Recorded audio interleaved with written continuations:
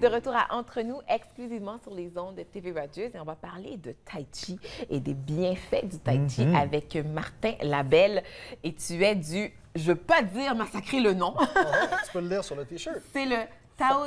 Non, je te laisse le dire. L'organisation s'appelle Feng Loi Kok, Tai Chi Taoiste. OK, voilà. C'est un nom compliqué. Oui. Essentiellement, ce qu'on fait, c'est du Tai Chi. Ça veut dire quoi, le nom? Oui, c'est ça que je me posais. Est-ce que ça... Je ne sais pas. OK, correct. Je sais que ça veut dire quelque chose, c'est du chinois, mais j'ignore. Je l'ai déjà entendu il y a 3 ans, mais j'ai oublié. OK, bon, c'est correct. Là, c'est une organisation qui est quand même internationale aussi, là, c'est une organisation internationale. On est présent dans 26 pays. OK. La majorité du membership est au Canada, aux États-Unis et dans quelques pays en Europe. OK. Et vous avez pignon sur rue sur Carling, c'est ça ici? On est sur l'avenue Carling, au 29-30 de l'avenue Carling. On a un club dans Old Ottawa South. On en a 3 en Outaouais. On en a de Cornwall à Hornprior, à Brockville, Orléans. On couvre pas mal. On a une quinzaine de places dans l'Est ontarien et dans l'Outaouais. Donc, disons, moi, j'ai besoin des bienfaits du Tai Chi. J'ai mal, je ne suis pas très flexible, je ne sais pas trop quoi. Puis je veux aller vous voir ou je veux apprendre. Qu'est-ce que je fais? C'est quoi ma démarche? Tu viens au club, à Carling, à Orléans, à Gatineau, peu importe, tu te diriges dans ton club et tu t'inscris. Puis là, ce qu'on va te faire, c'est qu'on va t'apprendre les 108 mouvements du Tai Chi. Ça va se faire sur 108 mouvements. Ça semble impressionnant, mais en fait, il y en a juste 36 qu'on répète plus ou moins souvent pendant l'enchaînement. Et c'est ce qu'on appelle une classe débutante. On passe à travers les 108 mouvements. Ça prend à peu près 2 à 3 mois. Et ensuite, il y a la classe continue. Là, c'est tout le monde, qu'on ait 3 mois d'expérience ou 30 ans d'expérience, tout le monde est dans la même classe, tout le monde en profite. Et là, on apprend à mettre du Tai Chi dans les mouvements. On va mettre du Tai Chi dans les mouvements. Qu'est-ce que ça veut dire? Oui, c'est ça. Oui, parce que si les mouvements ne sont pas le Tai Chi... C'est ça, je comprends Les mouvements sont à la fois le Tai Chi et ne sont pas exactement le Tai Chi. D'accord. Autrement dit, comme le petit signe qu'on a ici, c'est le yin, le yang.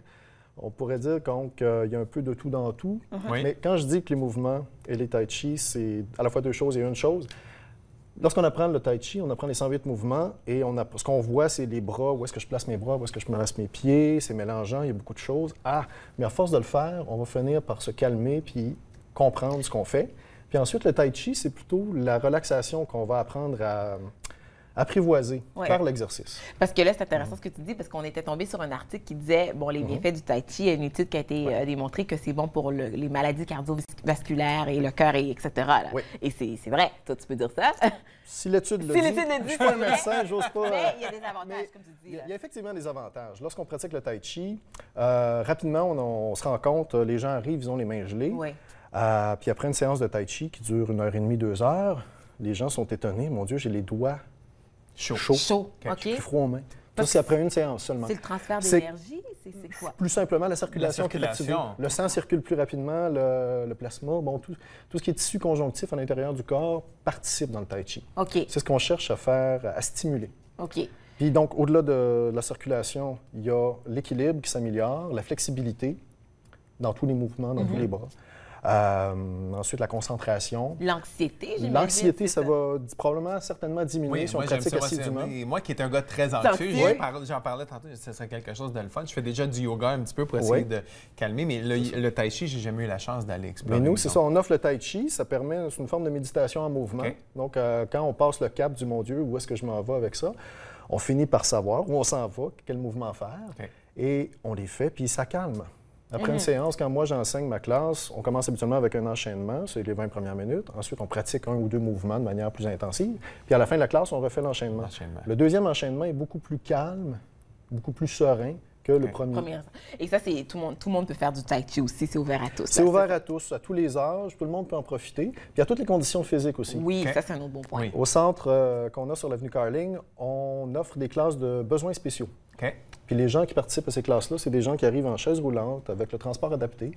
Des gens qui souvent ont de la difficulté à marcher ou ne peuvent pas marcher. Mais on leur fait faire du Tai Chi assis. Et quand ils sont assez solides, ils sont entourés. Là, évidemment, c'est des instructeurs spécialisés pour ça. Quand ils sont assez solides, on peut les mettre debout. Ils se tiennent à une barre. Puis ils peuvent faire des mouvements de Tai Chi. Puis ils en profitent. Ils reviennent parce qu'ils aiment ça. C'est intéressant. Écoute, on va profiter pendant que tu es là. Je sais que tu voulais montrer quelques mouvements. On a de la place. Oui, on a de la place, OK. Tu vas aller de ce bord-là parce qu'on doit te suivre. On va essayer de voir, pas de perte de vue. Bon, à la base, il faut placer les pieds parallèles, largeur des épaules. avancer un petit peu. Et là, tout ce qu'on fait, suivez. Observez-moi comme il faut. Parce que le tai chi, il ne faut pas parler, hein? Le moins possible.